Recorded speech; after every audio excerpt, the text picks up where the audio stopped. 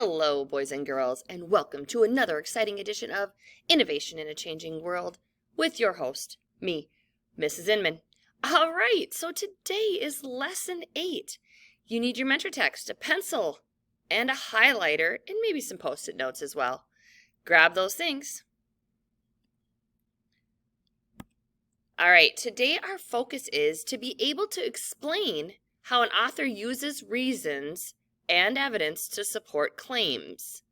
So, to support their opinion, how are they using the reasons and the text evidence to support their claims? Let's get started. All right, if you turn your mentor text to page 12 and 13, remember that this is an argumentative text, and what that means, it's an opinion. The author is arguing for their point. Okay, so how strong is the author's argument? Okay, and what that means is, do they have solid reasons and evidence to support that claim?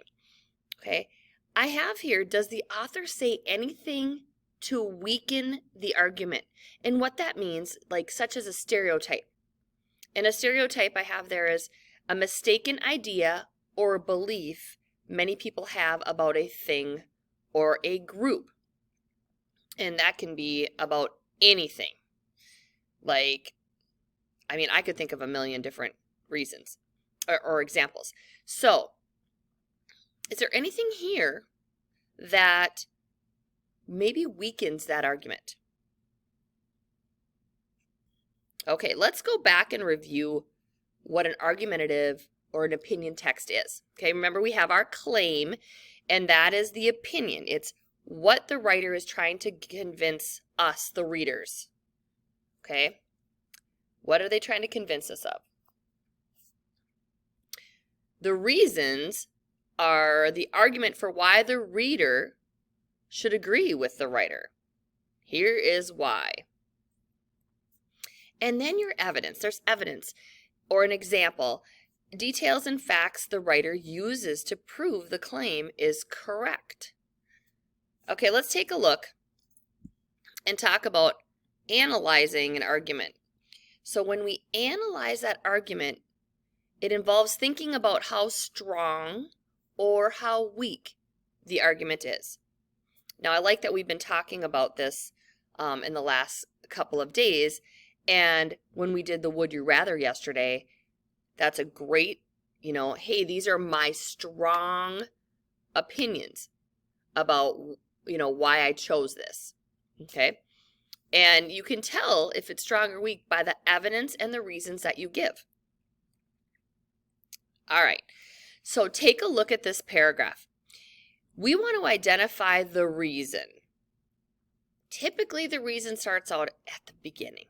Gives you the reason of, what this author or writer is trying to convince us of.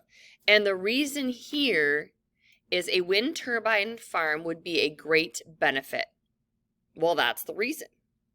Now, do you see the stereotype? Like, what's the stereotype is, what is the reason for this statement? Okay? I see the stereotype right away. The stereotype is that many of the town's older citizens might oppose the idea, but that's mainly because older people are resistant to new technologies. The stereotype is about the older people, that they resist technologies. Now, I think we all know that some do, some don't. You can't just put them all into one basket, okay? And then the evidence for this reason is that whole paragraph. It talks all about how it would create jobs for the community by building the wind farms. It talks about wind energy products employ 101,000 people. And it also goes on to predict that it's going to grow by 108% in the next 10 years. And so it will not only create jobs now for people, but it will create jobs in the future for people.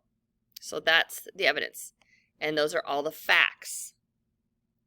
Okay. So now I want you to turn to page 13. I want you to identify the claim.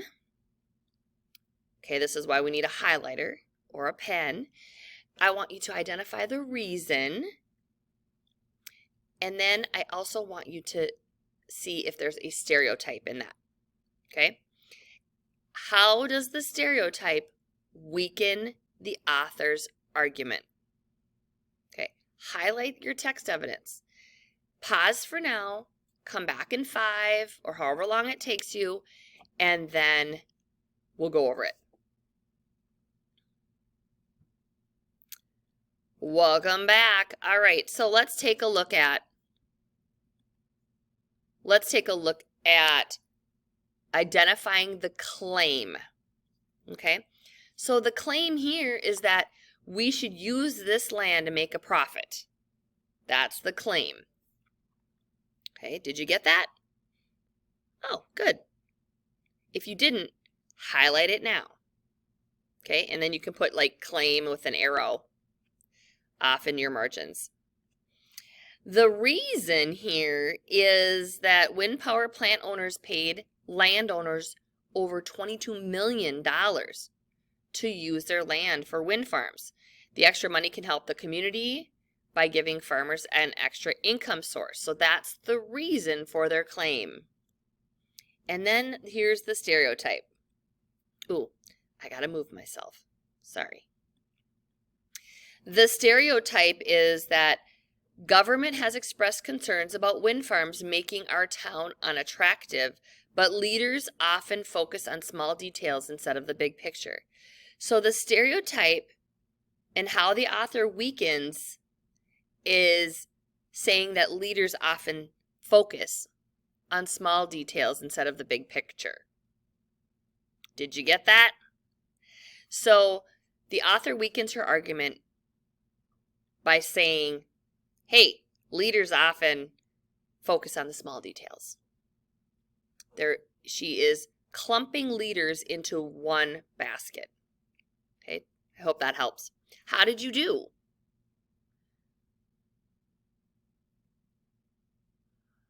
I hope that you're understanding this. I feel like this is real life stuff. Happens all the time, whether it's remember when we talked yesterday, whether it's in a discussion with someone or it's in something that's written down. And so I want to know, are you a 4, a 3, a 2, or a 1? Okay, are you able to explain how an author uses reasons and evidence to support claims? Okay, great job. We're going to keep on working on this, and I will see you tomorrow.